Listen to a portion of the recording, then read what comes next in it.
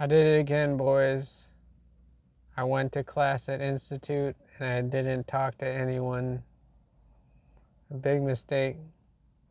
Very limited time opportunity, and I didn't take it. But I can redeem myself, and it is through practicing.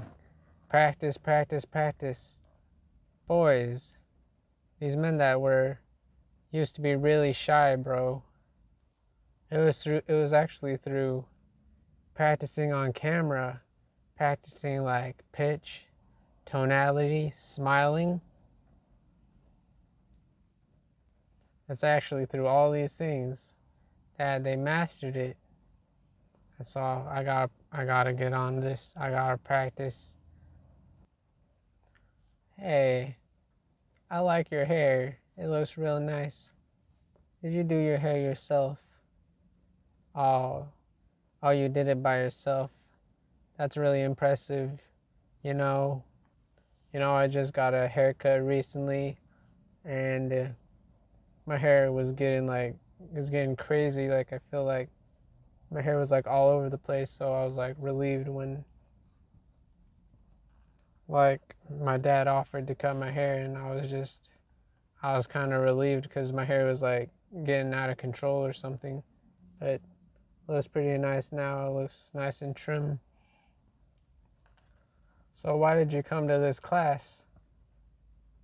Oh, so you've never been in a relationship and you want to know how to find the right guy. And that's why when you saw like they were teaching about these Christ-centered relationships, you got real interested. Yeah, yeah, like I was walking into the church and like I saw that there were like these classes and they weren't like the classes that you usually see. And then I remembered that today was like special. It was like some kind of scripture conference, and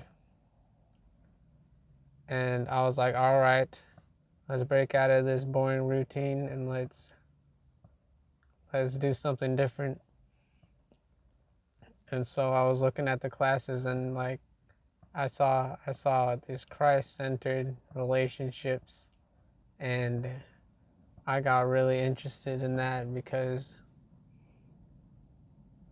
I feel like I don't see a lot of women that be putting Christ at the center of their life, and I'm like, oh, I really need to know this because I need to keep these other women away from my life that don't put Christ at the center of the relationship. So I thought it was really interesting how they were talking about like the three categories of relationships. It's like healthy relationship, unhealthy relationship, and abusive relationship. But I was curious, like, what if we were in a relationship? What type of relationship do you think we'd be in? Oh, you think it'd be an unhealthy relationship? What? Why would you think that? You don't even know me that well. Oh, so that's the reason that you think it's an unhealthy relationship because you feel like the typical guy is creates like an unhealthy relationship, and so like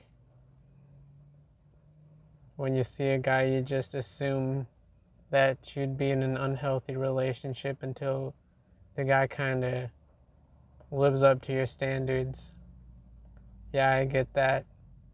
I definitely get that because I look at a lot of these women and I feel like not a lot of them fit for a relationship with me, who would be always putting Christ at the center of all my relationships, man. So what I gotta do to create like a healthy relationship with you? Oh, so I gotta be telling you that you're beautiful every day, huh? Well, I feel like that's asking a lot. Saying you're beautiful every day. That's a lot to ask from a guy, but I could be that guy for you.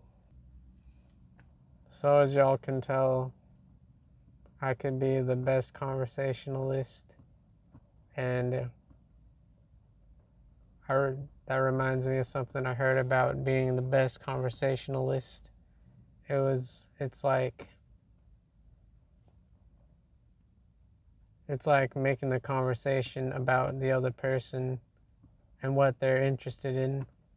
And in that book, How to Win Friends and Influence People, they were talking about like this dinner party that they went to, and at the end of the dinner party, their friend was like, oh, this guy is the best conversationalist. And he was like, oh, but I barely said anything. And they were like, oh, it doesn't matter because you were like asking all these questions about my life, and you were asking me all these questions about what I was interested in. And so, like, even though you didn't say much about yourself and you didn't like really elaborate on your life, you're still a really good conversationalist because you were encouraging me to talk about my life and my achievements. And that's what makes you the greatest conversationalist of all time. And so let's embark on this journey together where we're asking people about their interests and their achievements. And this is what's going to get people to like us, encouraging them to talk about themselves. And that's all I got for the video, boys. Remember to get out and apply this on these people. Oh, hey, how long you been working at Subway? Oh, that's really interesting. You know, you might not find much pride in this work, but there's a lot of people who probably wish they were you working this job and doing great things in the world. So keep it up. And that's what y'all gotta say when you're talking to these cute staff members, boys. Y'all got, that's exactly, I'm telling y'all exactly what you need to say. And I'm telling y'all exactly the way you need to say it to add value to this world. And so that's all I got for the video. Goodbye.